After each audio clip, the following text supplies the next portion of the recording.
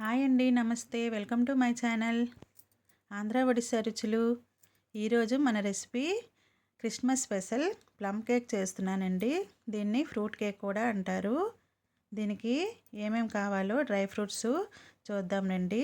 Dry ఫ్రూట్స్తోని ఈ కేక్ని అయితే తయారు చేసుకోవాలి.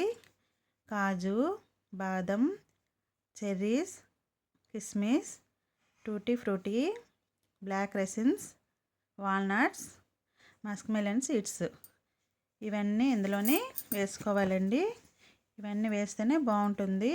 ఇప్పుడు మనం ఒక 3 ఆరెంజ్ పళ్ళని ఇలా మనం జ్యూస్ చేసుకొని ఒక 3/4 కప్పు వరకు జ్యూస్ చేసి ఒక గిన్నెలో మనం వేసుకోవాలి. ఇందులో మనం ముందుగా తీసుకున్నాం కదా డ్రై ఫ్రూట్స్, అవన్నీ ఒక అరకప్పు వరకు అవుతాయి.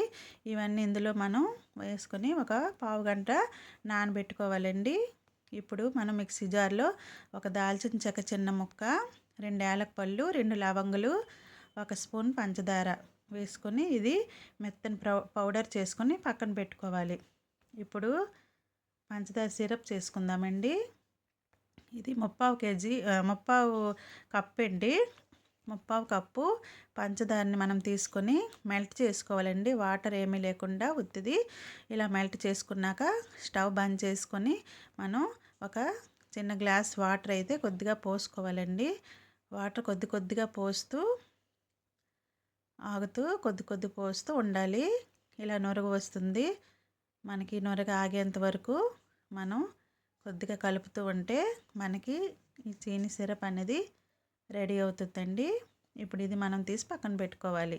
ఇప్పుడు ఒక గిన్నెలో ఒక పావు కప్పు పాలను వేసుకోవాలండి.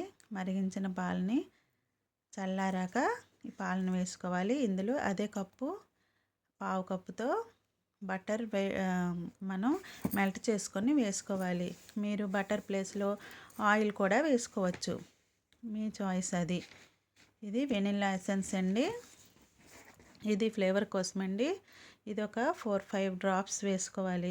ఇది విస్కర్తో శుభ్రంగా మనం కలుపుకోవాలి. శుభ్రంగా కలుపుకున్నాక ఇప్పుడు ఒక ఇలా చిన్న జల్లెడ పెట్టుకొని ఇందులో మనం 1 కప్పు మైదాని వేసుకోవాలి. చూసారు కదా, నేను ఇలా మెజర్మెంట్స్ వేస్తున్నాను.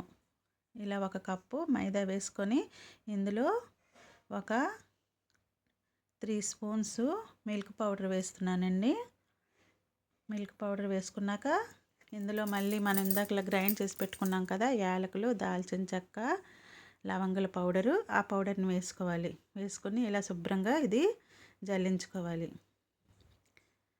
ఇలా జల్లించుకుంటేనే కేక్ మనకి పర్ఫెక్ట్గా వస్తుంది. ఇందులోనే మనం 1 spoon baking powder, 1/2 spoon baking soda కూడా ఇది వేసుకొని ఇలా జల్లించుకోవాలి. ఈ మిశ్రమాన్ని అంతా విస్కర్తో శుభ్రంగా కలుపుకోవాలి.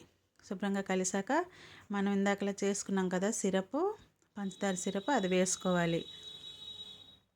అది కొద్దిగా వేసుకుంటూ శుభ్రంగా ఈ మిశ్రమాన్ని శుభ్రంగా కలుపుకోవాలి. మనం శుభ్రంగా కలుపుకుంటేనే కేక్ అనేది పర్ఫెక్ట్గా చాలా బాగా స్పాంజ్లా వస్తుంది. కలుపుకున్నాక మనం ఇందాకలా నానబెట్టుకున్నాం కదా ఆ ఫ్రూట్స్, డ్రై ఫ్రూట్స్ జ్యూసు, ఆ మిశ్రమాన్ని కూడా కలుపుకోవాలి. ఇప్పుడు శుభ్రంగా కలుపుకున్నాక మనం కేక్ పెడతాం కదా ఆ గిన్నెలో మనం బటర్ పేపర్ వేసుకొని దాంట్లో ఈ మిశ్రమాన్ని మొత్తం వేసేసుకోవాలి.